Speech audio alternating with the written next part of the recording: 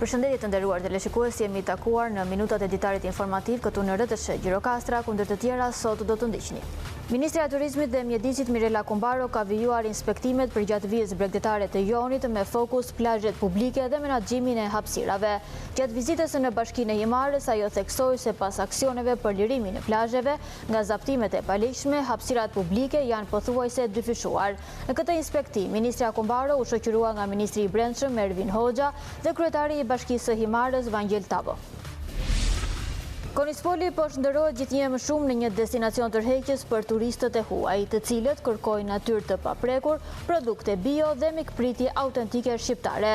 Mes vizitorëve të kësaj vere janë edhe Mariam dhe Marko, një çift nga Gjermania që kanë zgjedhur të eksplorojnë zonën e njohur për kultivimin e agrumeve. Federata e Paqes Universale, Këshilli Rajonal i Paqes Gjirokastër në bashkëpunim me Bashkinë Lipëhov firmosën këtë të premte një marrëveshje bashkëpunimi me qëllim thellimin e angazhimit për vlera universale si vërtetësia, drejtësia, dashuria dhe liria. Ky takim solli një reflektim dhe frymëzim për forcimin e bashkëjetesës, dialogut dhe harmonisë në komunitet.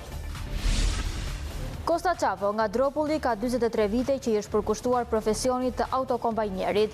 I lidhur ngushtë me tokën dhe me makinën Corse, ai është kthyer në një figurë të njohur në zonën për përvojën dhe përkushtimin e tij. Për Kostën, toka është jetë dhe çdo kori është një betejë fituar me mund, përkushtim dhe dashuri për vendin.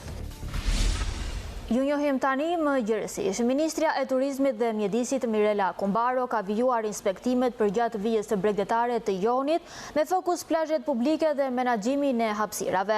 Gjatë vizitës në Bashkinë e Himarës, ajo theksoi se pas aksioneve për lirimin e plazheve nga zaptimet e paligjshme, hapësirat publike janë pothuajse dyfishuar.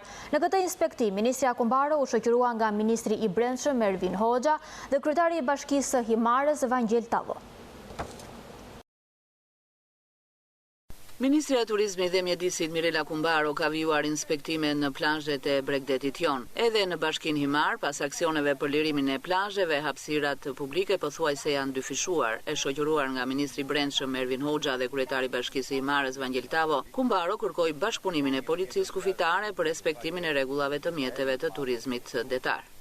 Ka mbaruar gjithë procesi, gjithë afati i shpërndarjes plazheve dhe ajo që na duhet dhe që në Himar ka funksionuar është bashkëpunimi edhe me Policinë Bashkiake, edhe me Agjencinë Kombëtare të Bregdetit dhe me strukturat e Policisë së Shtetit. Problematikat pak a shumë e jemi tërkohën në komunikim me kryetarin e Bashkisë, janë disa herë zaptimet e padrejta të plazheve dhe angazhimi i Policisë Shtetit dhe mos i Policisë kufitare është shumë i rëndësishëm për të garantuar sigurinë e jetës për ata të cilët përdorin aktivitete turistike detare me jetski dhe me skafe.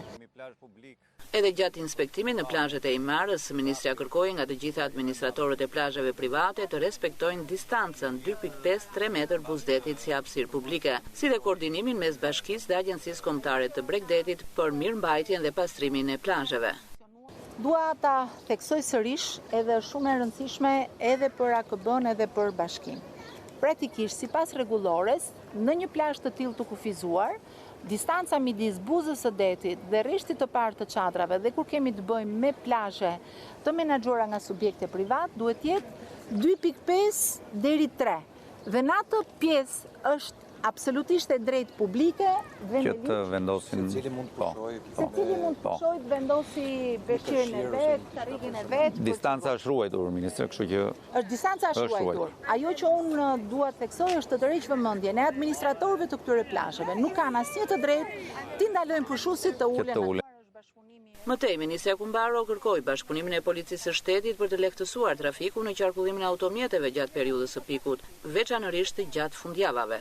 Lidhur me planin e masave të Policisë së Shtetit për sezonin turistik, Ministri Hoxha tha: Kemi ndërmarrë një risi të re këtë vit për të shtuar forcat e policisë, të cilët do të jenë të stacionuar në Vlorë dhe përgjatë gjithë Bregdetit. Drejtoria e Policisë Vlorë është shtuar me 95 forca policie. Këtë sezon? Vetëm për këtë sezon, të cilët në krahasim me sezonet e tjera do të jenë të caktuar në detyrë përgjatë gjithë 4 mujorit në drejtorinë e policisë qarkut Vlorë.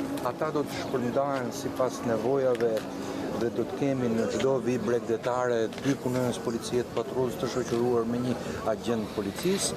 Këto do të bëjnë të mundur monitorimin e çdo plazhi dhe ardhin në ndihmë të çdo qytetari për sa i përket këtij sezoni, i cili do të jetë i monitoruar plotësisht me të gjitha forcat e policisë.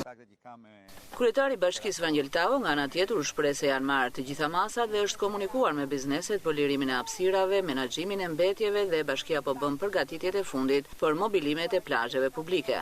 Sipërfaqe publike pavarësisht kësaj këtu, dhe unë këtu ka menduar që të vendos çadrat e bashkisë. Okay. Do vendosim në disa vende dhe do të jem falas për gjithë qytetarët.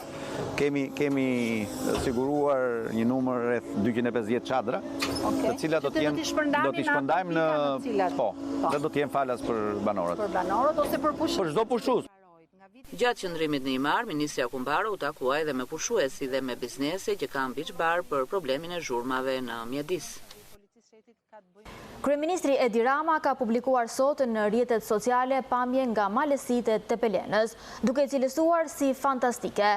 Pamjet fantastike nga malësitë e Tepelenës shprehet kryeministri në postimin e tij, i cili shoqërohet me një video që pasqyron bukuritë natyrore të zonës.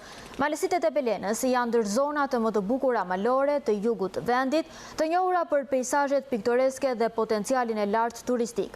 Tepelena ndodhet në krahinën e Dervenit në jug të Shqipërisë. Ky qytet përshkohet tejpërtej nga lumi Vjosa dhe kufizohet në pjesën verilindore me malin e Shëndëllisë. Në pjesën qendrore me malet e zonës së Kurveleshit, ndërsa më në jug me malin e Golikut, grykën e Meshgoranit që ndan si me thik vargmalet Shëndëlli, Lunxhëri, Bureto dhe Trebeshin dhe mbelën e Mërçk. Lumi Vjosës nga më të mëdhenjtë e Shqipërisë me degën e tij Drinos krijoi një peizazh madhështor të preferuar nga turistë huaj dhe vendas. Ky qytet është në një pozicion strategjik e spektakolar me muret e saj kapur në anët shkëmbore, kurorizuar nga kalaja e Lipash Tepelenës. Përtej këtij qyteti të vogël, por historikisht interesant, gjendem fshatra me histori ashtu sikurse edhe malësia e Kurveleshit përgjat një rrugë malore të pylluzuar, ku mund të shihni edhe ujësjellsin e Aliut në Bënç.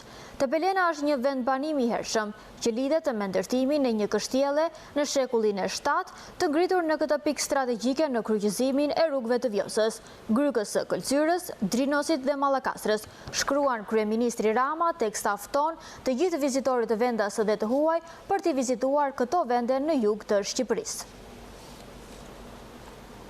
Gjatë periudhës janar-qershor 2025 në territorin e Drejtorisë Vendore të Policisë së Gjirokastër janë finalizuar me sukses 17 operacione policore, të ndara sipas strukturave hetimore përkatëse. Këto operacione kanë synuar goditjen e veprimtarisë kriminale në fushat e narkotikëve, trafiqeve, krimit ekonomik, krimit të organizuar, si dhe krimeve të natyrës kibernetike apo atyre kundër jetës dhe pronës. Seksioni për hetimin e krimeve ekonomiko-financiar në bashkëpunim me Agjencinë për administrimin e pasurive të sekuestruara dhe të konfiskuara pranë Ministrisë së Brendshme në kuadër të procedimit pasuror të zhvilluar në drejtimin e prokurorisë pranë gjykatës së shkallës së parë të juridiksionit të përgjithshëm Gjirokastër, ka vendosur sekuestro mbi pasurinë e disa shtetasve. Gjithashtu janë arrestuar disa persona për shkelje të ndryshme penale, ndërsa për disa të tjerë është kryer procedim penal.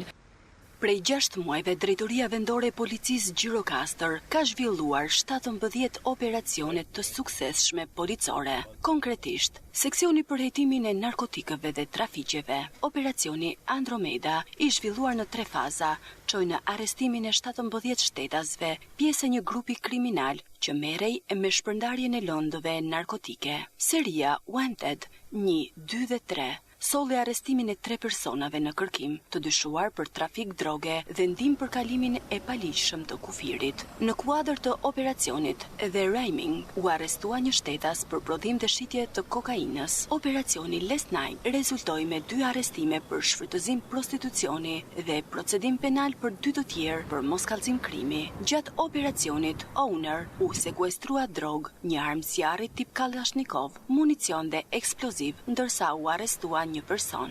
Ndërsa në operacionin modifikimi u sekuestruan 63.2 kg kanabis dhe u arrestuan 2 persona për trafikim narkotikësh. Seksioni për hetimin e krimeve ekonomiko-financiar, operacioni Kilovati, përfshiu 16 masa sigurie për zyrtar të OSHE-s për vepra si shpërdorim detyre dhe vjedhje energjie. Në operacionin Akciza u sekuestruan 1.000 litra naft, 3.800 litra vaj ushqimor dhe po aq alkol të kontrabanduar. U arrestuan 2 persona. Operacioni Trojet dhe Center konsistuan në vendosjen e masave të sekuestros pasurore, ndërsa në pa identitet, 2 persona u arrestuan dhe 2 të tjerë u proceduan në gjendje të lirë pas sekuestrimit të mbi 74 milion eurove dhe 15 dokumenteve të falsifikuara. Seksioni kibernetik në kuadër të operacionit Profili u arrestuan 2 persona për kanosje dhe publikim të videove komprometuese në rrjetet sociale TikTok. Policia vendore Tepelen, Memaliaj dhe Përmet. Në Tepelen dhe Memaliaj, operacioni Nearboy çoi në arrestimin e 3 personave për vjedhje dhe armbajtje,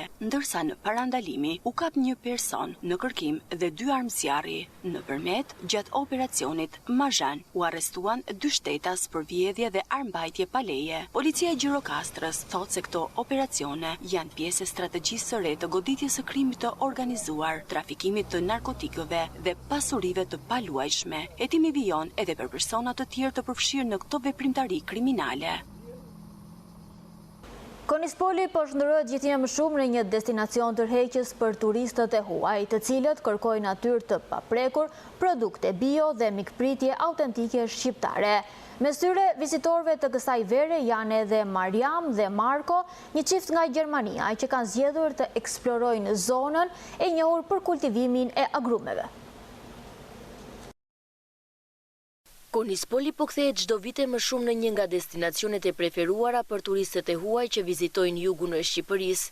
Klima mesdhetare, mikpritja, natyra dhe prodhimet bujqësore e bëjnë këtë zonë të veçantë dhe gjithnjë më të vizitueshme, sidomos në sezonin e verës. Një çift nga Gjermania, Miriam dhe Marko Bulenc, ka zgjedhur të ndalen këto ditë në Konispol për të eksploruar nga afër zonën e njohur si oazi e agrumeve. Well, it's a very lovely area. Konispoli është ndoshta një nga vendet më të qeta që kemi vizituar ndonjëherë.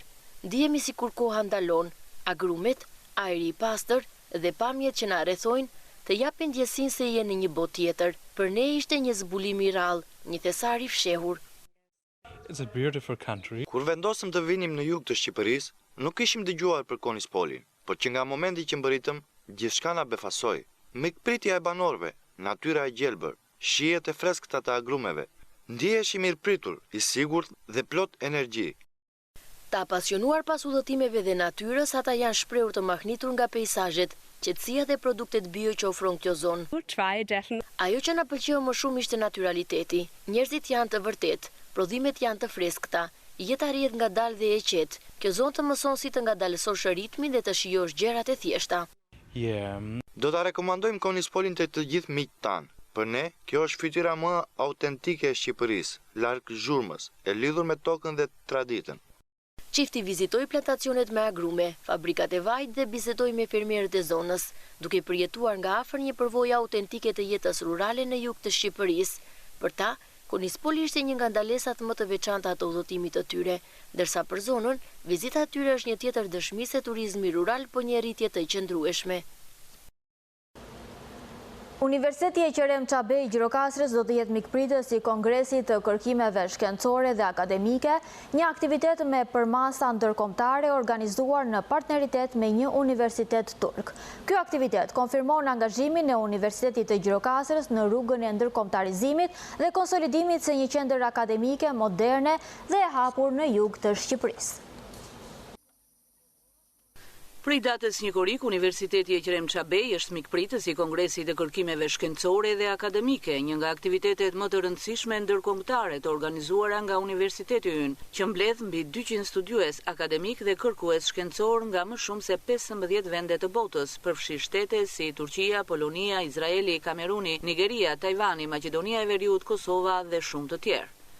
Ky kongres është fryti i një marrëveshjeje bashkëpunimi të firmosur në muajin nëntor 2024 nëpërmjet universitetit tonë dhe Universitetit Karamanollu Mehmet Bey të Turqisë, një partneritet që synon të forcojë urat e bashkëpunimit akademik ndërkombëtar dhe të nxjisë zhvillimin e kërkimit shkencor në rajon, por përfaqëson gjithashtu edhe një hap të madh drejt ndërkombëtarizimit të universitetit tonë. Dhe kjo është një arritje tepër e rëndësishme për ne, është një ngjarje që e pozicionon Universitetin Ekrem Çabej si një qendër të besueshme të kërkimit shkencor dhe bashkëpunimit akademik ndërkombëtar. Komiteti shkencor i Kongresit përbëhet nga profesor dhe studiues të njohur ndërkombëtarisht, ndërsa bordi organizativ drejtohet nga stafi akademik i UG-s, që ka bërë një punë të jashtëzakonshme për përgatitjen dhe për selektimin e materialeve shkencore. Kongresi do të zhvillohet njëkohësisht në 5 salla paralele, ku do të trajtohen tematika nga fushat e shkencave sociale, edukimi, ekonomia, shkenca mjekësore, sporti dhe arteve. Dhe kjo e bën kongresin një platformë gjithëpërfshirëse dhe shumë disiplinore. Pedagogët tanë do të kenë mundësinë që të shkëmbejnë ide, të krijojnë bashkëpunime afatgjata me kolegët ndërkombëtar. Ky kongres ka një rëndësi të shumëfishtë për Universitetin Ekrem Çabej. Ai jo vetëm konfirmon rolin e tij si partner i besueshëm në rrjetet ndërkombëtare të inovacionit dhe kërkimit shkencor, por e vendos Universitetin e Gjirokastrës në qendër të një dialogu akademik global. Nga ana tjetër, prania e mbi 50 studiuesve të huaj në qytet krijon edhe një ndikim pozitiv në turizmin shkencor, një dimension i ri që promovon Gjirokastrën jo vetëm si një qytet historik dhe kulturor, por edhe si destinacion i dijeve dhe shkëmbimeve akademike. Vizitorët dhe studiuesit ndërkombëtar që në fakt vinë për herë të parë, jo vetëm që marrin pjesë në aktivitetet akademike, por njihen gjithashtu edhe me trashëgimin kulturore dhe historike të qytetit, dhe ky është një përfitim i drejt për qytetin, por edhe për rajonin njëkohësisht. Kongresi është një formë për të nxitur zhvillimin rajonal përmes edukimit, përmes shkencës, përmes bashkëpunimeve që kanë ndikime afatgjata, dhe ky është një kontribut i drejt për drejt i universitetit në zhvillimin e qytetit dhe njëkohësisht të gjithë rajonit të jugut. Për ne është një krenari e madhe që Gjirokastra, një qytet që ruan trashëgimin me krenari, po kthehet gjithnjë edhe më shumë në një qendër dinamike të dijes, dhe ky kongres është vetëm një nga hapat që ne po hedhim në këtë drejtim, dhe ne ftojmë të gjithë studentët, studiuesit, por edhe banorët e Gjirokastrës që të ndjekin punimet e datës 1 korrik dhe të jenë pjesë e këtij realiteti të ri që ne po krijojmë, një Gjirokastër që është jo vetëm qyteti i gurit dhe i kulturës, por edhe qyteti i dijes dhe i shkencës. Punimet e kongresit do të hapen më 1 korrik dhe do të zgjasin deri në datën 4 korrik. Universiteti Ekrem Çabej vijon kështu rrugtimin e tij drejt ndërkombëtarizimit dhe konsolidimit të rolit si një qendër akademike moderne në jug të Shqipërisë. Federata e Paqes Universale, Këshilli Rajonal i Paqes Gjirokastër në bashkëpunim me Bashkinë Libohov firmosën këtë të premte një marrëveshje bashkëpunimi me qëllim thellimin e angazhimit për vlera universale si vërtetësia, drejtësia, dashuria dhe liria. Ky takim solli një reflektim dhe frymëzim për forcimin e bashkëjetesës, dialogut dhe harmonisë në komunitet. Federata e Paqes Universale, Këshilli Rajonal i Paqes Gjirokastër kanë firmosur një marrëveshje bashkëpunimi me Bashkinë e Libohovës me qëllim thellimin e angazhimit për vlera universale si vërtetësia, drejtësia, dashuria dhe liria. Kryetari i Federatës së Paqes, Dëfrimet Hasani, u shpreh se ky është një mision për të promovuar vlerat që mbart çdo vend i Shqipërisë. Po përpiqemi së bashku me stafin dhe kryetarët tanë që kemi në 61 bashki të përcjellim atë mision shumë të rëndësishëm që është misioni i paqes dhe të promovojmë vlerat në çdo qytet dhe në çdo vend ku ata janë, sepse ndonjëherë janë 20 e thjesht që kanë vlerë më të madhe se sa ata që ne jemi mësuar të shohim në ekran. Dhe ky është misioni im, pra është misioni i paqes për ta promovuar, sepse Shqipëria ka shumë nevojë sot, ashtu si bota, më shumë se për gjithë shka tjetër ka nevojë për paqë. Dhe unë them që kjo marrëveshje që ne nënshkruam sot e bashkëpunimit me Bashkinë e Libohovës, që është e treta në Shqipëri pas Shkodrës dhe Kuçovës, mendoj që do të jetë një lokomotiv e një treni humanist të paqes që do të përçohet pikërisht në këtë vend ku historia, bukuritë gjeografike dhe bukuritë njerëzore kombinohen aq bukur në Libohov. Autoritetet vendore dhe kryetarë të paqes kanë shprehur mirënjohje për titullin e veçantë që u është dhënë dhe për këtë bashkëpunim dhe kontributet që kanë dhënë dhe do të vijojnë të japin në vazhdim. Është vërtet një titull i rëndë që rëndon mbi shpatullat e gjithkujt. Por ti jesh ambasador paqe nuk ka nevojë që të kesh titull të veçantë, të kesh një titull të caktuar ose të jesh i emëruar diku në një institucion apo diçka tjetër. Çdo kush që na rrethon është një ambasador paqe më vete. Ambasadori paqes dhe paqja në përgjithësi nuk është e nevojshme vetëm në kohë kur na kanosen luftra apo na kanosen rreziqet. Paqja është e nevojshme edhe në kohë paqe kur nuk ka luftë. Pra paqja ajo çfarë është pasuria më e madhe e çdo njeri. Është ajo që transmetojmë dhe është paqja shpirtërore. Por që paqja të ekzistojë realisht në botë, prioritar mbetet angazhimi konkret i gjithë shoqërisë dhe organizmave paqebërëse në çdo qelisë të jetës.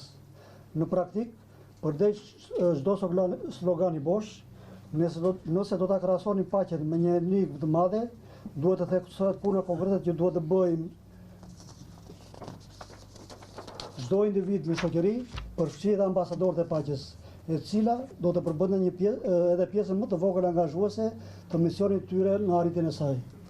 Poeti kinez Li Tianmin në poezinë e vet Paqja thotë: nuk ka rëndësi kush je ti, burr, grua, i moshuar apo fëmijë, punëtor apo fshatar, ushtar, student apo tregtar. Nuk ka rëndësi se cilat janë bindjet e tua politike apo ato fetare. Nëse të pyesit se cila është gjëja më e rëndësishme për njerëzimin, ti thjesht përgjigju: më parë, më pas dhe gjithmonë paqe. Në këtë aktivitet janë vlerësuar me titullin ambasador të paqes dhe me certifikata mirënjohjeje Libohovit, të cilët kanë kontribuar ndër vite dhe kanë bërë të mundur zhvillimin e Libohovës. Në qeshin Marinari, pranë spirancës 200 vjeçare të nxjerrë nga thellësitë e gjirit të Sarandës, simboli i krenarisë detare, u vendosë një buqet me lule në nderim të ditës botërore të marinarit. Ky gest simbolik ishte një homazh për marinarët që janë pjesë e memorjes së qytetit, si dhe një shprehje mirënjohjeje për ish efektivët e bazës detare të Sarandës. Pranë simbolit të detarisë spirancës 200 vjeçare të nxjerrë nga gjiri Sarandës dhe në sheshin që mban emrin Marinari, u vendosi një buqet me lule si omazh për ata detar që janë pjesë e memorjes së Sarandës, por edhe në nderim të ish efektivëve të bazës detare dhe në vlerësim të punës që vazhdojnë të bëjnë në det, peshkatarët, lundërtarët, drejtuesit e skafeve dhe anijeve turistike. Bear Xhani, ish oficeri bazës detare të Sarandës dhe një ndër organizatorët e ceremonisë simbolike, tregon se çdo gjë ishte e kuadruar në ditën botërore të marinarëve dhe se Saranda ishte pjesë e asaj që u bë në të njëjtën ditë dhe orë në disa qytete tipike detare të vendit. Ceremoni u organizuar në të njëjtën orë, duke filluar nga Shëngjini, nga Durrësi, nga Pashalimani dhe nga Saranda. Në orën 9:30 të datës së sotme u organizuar një ceremoni e tillë në të gjithë flotën. Ishin efektivi bazë ushtarako-detare të Sarandës me në kryekomandantin e saj, ishin pjesëtar të ish ushtarakëve në lirim të Sarandës dhe qytetarë të ndryshëm që morën pjesë. Gjithçka bëhet për ta mbajtur gjallë traditën e hershme dhe për të promovuar punën e sotme dhe frymën e detarëve edhe në Sarandë. Për të përkujtuar gjithë marinarët që lundrojnë anë mban botës, po jo vetëm ata, po edhe marinarët luftarak të peshkimit, tanive turistike e tjera. Dhe caktuar kjo ditë simbol i marinarëve që përkujtohet me nderim dhe respekt të gjithë marinarëve, lundërtarëve që kryejnë detyra shumë të rëndësishme në det. Në këtë kuadër, edhe komanda e forcës detare e Sarandës, në bashkëpunim me shoqatën e ish ushtarakëve të bazës Sarandës, kujtojmë të ditë, duke vendosur pranë sheshit marinare një buqet me lule në nderim të gjithë ish marinarëve që nuk jetojnë më, por edhe nderim të atyre që punojnë dhe vazhdojnë të kontribojnë në kryen e detyrave të ndryshme në det, si në anije tregtare, peshkimit, anije turistike dhe të anijeve luftarake. Kjo ditë u bëshkas që marinarët veteranë të sjellin në kujtesë punën plot dashuri dhe përkushtim që e bën bazën e marinës në Sarandë, një nga më të rëndësishmet në jug të vendit. Si qytet bregdetar, si qytet me tradita të lashta detare dhe tanishme, mos harrojmë se Saranda ka patur një bazë ushtarako-detare shumë të rëndësishme, një nga më të rëndësishmet në jug të vendit, e cila ka dhënë një kontribut të madh në forcimin dhe në mbrojtjen e atë tonë. Dhe sot vazhdon tradita bile me duhet të thënë që kjo traditë po ecën mirë në qytetin tonë me anije të turistike, anije tregtare, anije të peshkimit dhe me rigjallërimin e flotës tonë luftarako-detare. Javë më parë, njerëzit e detit në tërësi dhe marinarët në veçanti ishin fokusi i një muzeu dedikuar atyre, promovuar në mjedisa hapur në shëtitoren e Sarandës, që të rroqi vëmendjen dhe mori simpatinë e publikut.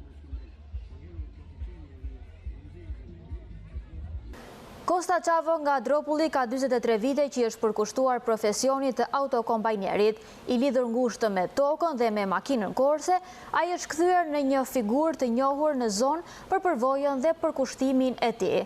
Për Kostën, toka është jetë, dhe çdo korje është një betejë fituar me mund, përkushtim dhe dashuri për vendin e tij. Sipërfaqja e mbjellë me kulturën e grurit në fushën e Dropullit ka njohur një ulje gjatë 2-3 viteve të fundit. Sipas zyrës rajonale të bujqësisë Gjirokastër, për këtë sezon janë mbjellë 210 hektar me grur. Edhe në fushën e Dropullit ka filluar korja e grurit, relativisht një sipërfaqe më e ulët e mbjellë si vjet, sidomos në këto vitet e fundit vjet re që në këtë zonë nuk ka manovrator.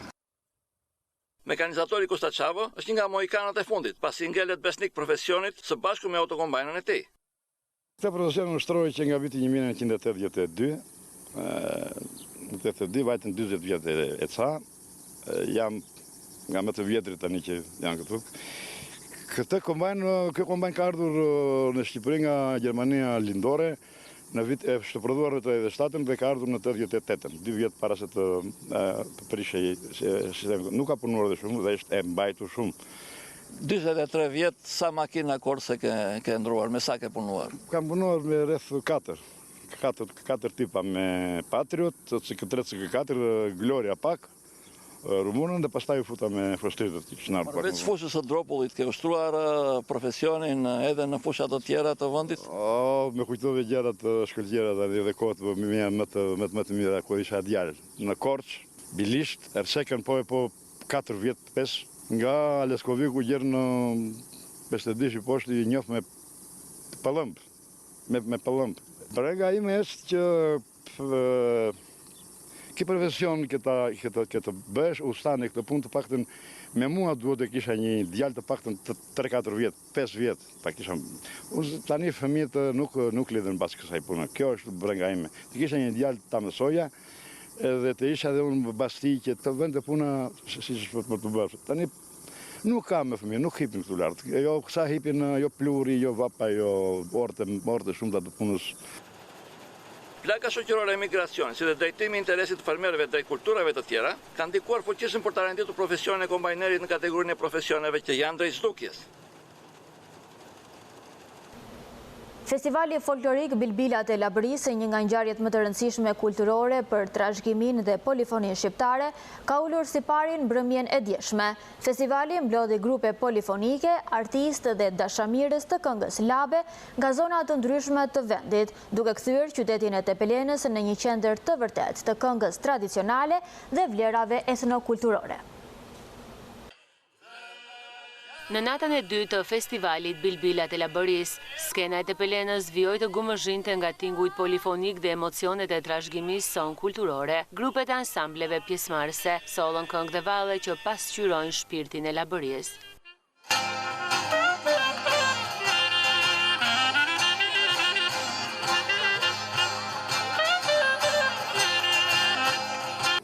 Është era e parë për mua, si solist, marrës si këngës. Grupi jonë sot përfaqësohet me 2 këngë. Quhen këngë mikse. Grupi përzjeri grupi ka shumë. Unë jam më i vjetë në gjithë ta, pastaj vjen ai shoku, ata këtu. Faktin unë me këto grupet labi kam mbi 50 vjetë jam marrë. Kënga në përgjithësi e labi është si armat e një luftëtar. Mund të vej në luftë pa një armë, labi mund të vej gjikun pa kënduar, jo. Kështu që për kolonjën ka qenë gjithmonë e trashëguar kënga labe, bile edhe valli e burrave.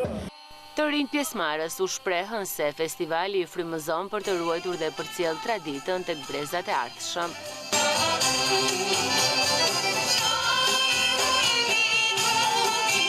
Jemi gati një vit që kemi formuar si grup dhe vazhdojmë të përcjellim traditat e Libohovës me këngë dhe valle popullore. Ne kemi marrë pjesë pothuajse në shumicën e qyteteve të Shqipërisë, aq që bukur aq dhe e vështirë është. Ne më shumë kërcejmë valle popullore edhe ato kërcejmë domethënë për vende ndryshme. Ndoshta kjo është si argëtim për fëmijët, mund të kënaqesh kur ke kohën e lirë, shkon në kursin e kërcimit. Ambicia ime më pëlqen të shumë vallë, që i vogël edhe vija në kurs. Me ato që dija, edhe më pas fillova të mësosh.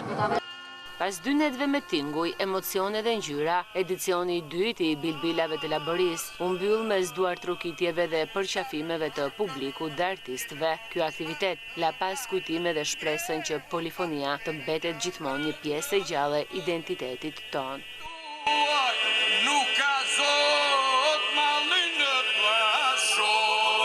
Këtu kemi përfunduar të nderuar teleshikues, ishte gjithçka e përgatitur për këtë ditar informativ, ndërkohë që ju rikujtoj që pas singlës së mbyllëse do të keni mundësinë të ndiqni një material më të zgjeruar për të 2 netët e aktivitetit. Bashkë me rupafshi.